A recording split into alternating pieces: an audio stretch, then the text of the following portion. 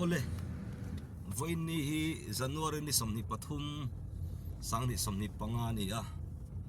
voi ni tang hian Mizoram Truck Owner Association le Mizoram Truck Driver Association ten sai rang tru vareng te in car kong chiat lutu ka wangin thalai ati po kong chia wang hian lir thei an che sual nual towa chu wang chuan kong thau ma chu tin voi ni tang hian LI National Highway 306 si road block an siama an lir thei phur enge bungra phur chi lir thei reng tlan lo turen nge na ti hian ke ni pon duty na mun kan pan ve mek don ani ti chuan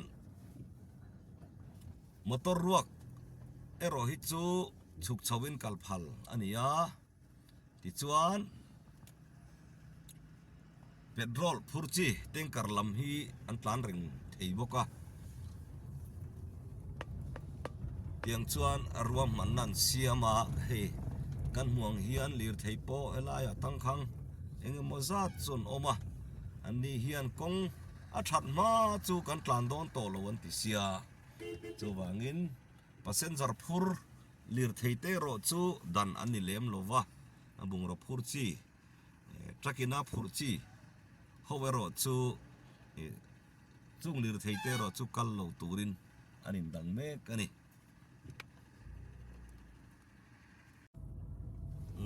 hian kona save district a truck driver le owner te duty na mun bual kon pui kan pan me kani motor hi tangkhang om nual maya to ana maro chu anni po hi kongchia awang hian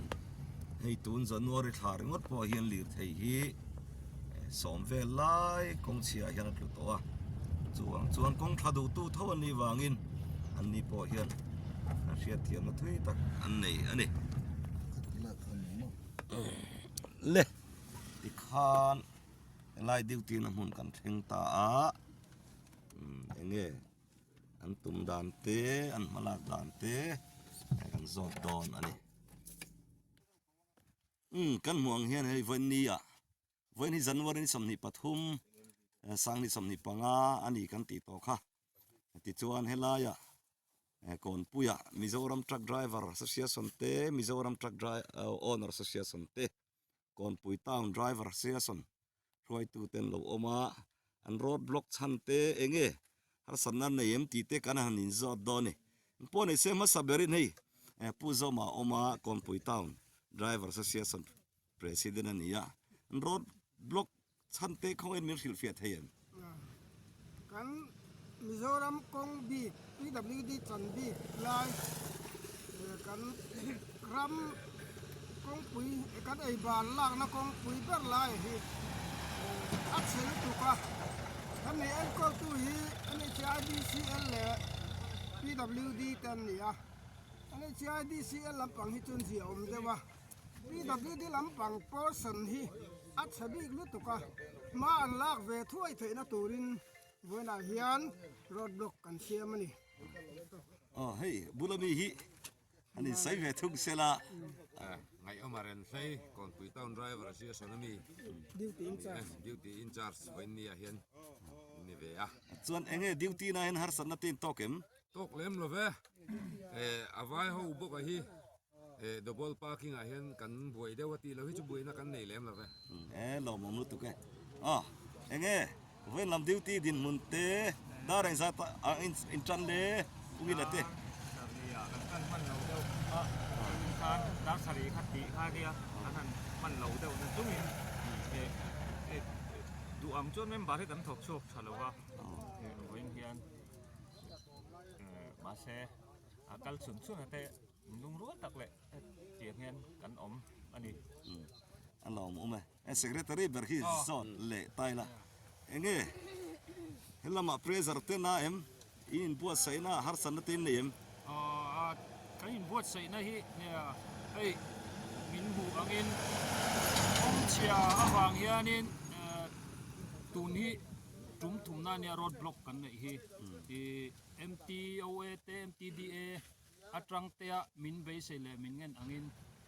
kum ha salama tum hi kan lo duty to tun hi atum thum na nia tuna hian har satna kan nei lo ma ro chu i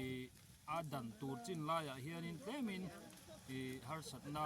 kan nei dawa ma ro chu tuna hi chuanin ron tang lui tum te mo min ron lek dau ang hi chu anom hri lo ani alom lu tu ke kan mu ang hian chuk lam sil cha lam pan hi chu an kan veka ri tur lam pang hi helai kong che lama hian an tlan vak lem lova thupon oi viau ani mele ei kan police lam duty te po engamo har sanna zual te thlen pal lavin kon pui au si hovin veini hian an duty hei puluna JC Kolasi District Driver San Honor Zone Action Committee Chairman te po helai muna an mel kan muwa pon se boruak thatak om tura ngai la puluna hi kom lok tiang hey kapu helai road block in han tita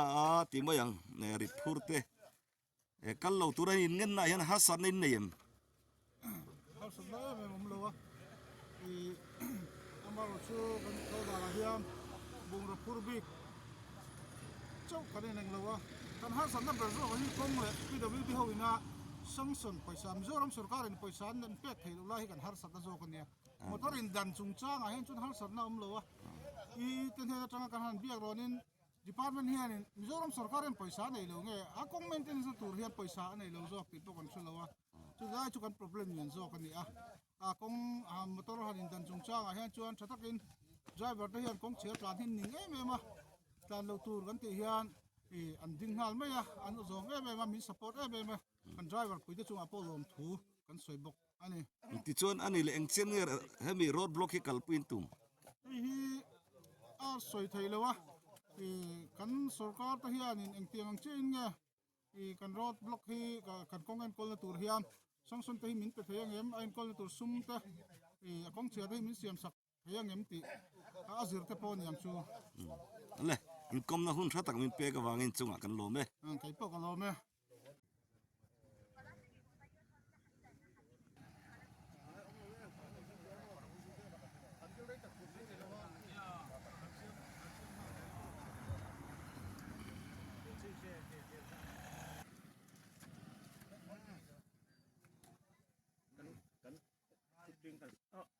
kan ding te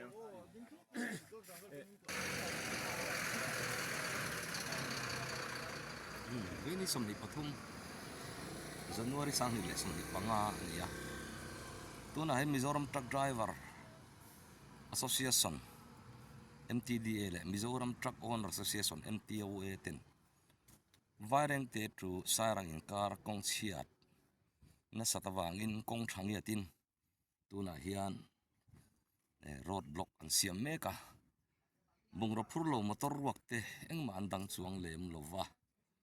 marot chu bungra phur te ro chu kong than ma chu tlan lo ni se tin thutlung nan siama ti chuan ko tuna han kon pui duty hi anom meka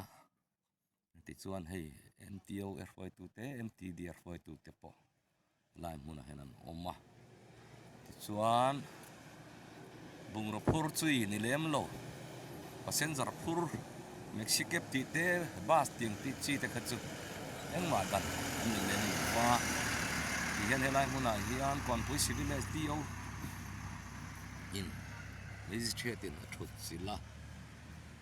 ti chuan police lama hian kon pui police kon pui police station second no scene a thut sil mek bok ani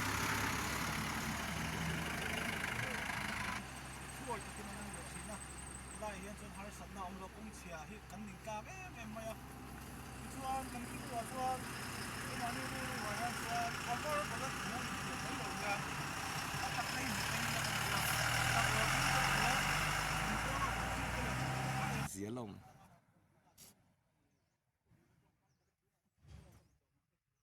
na hian helai kon pui hian motor hi somsari chunglam in tang khang me ka ni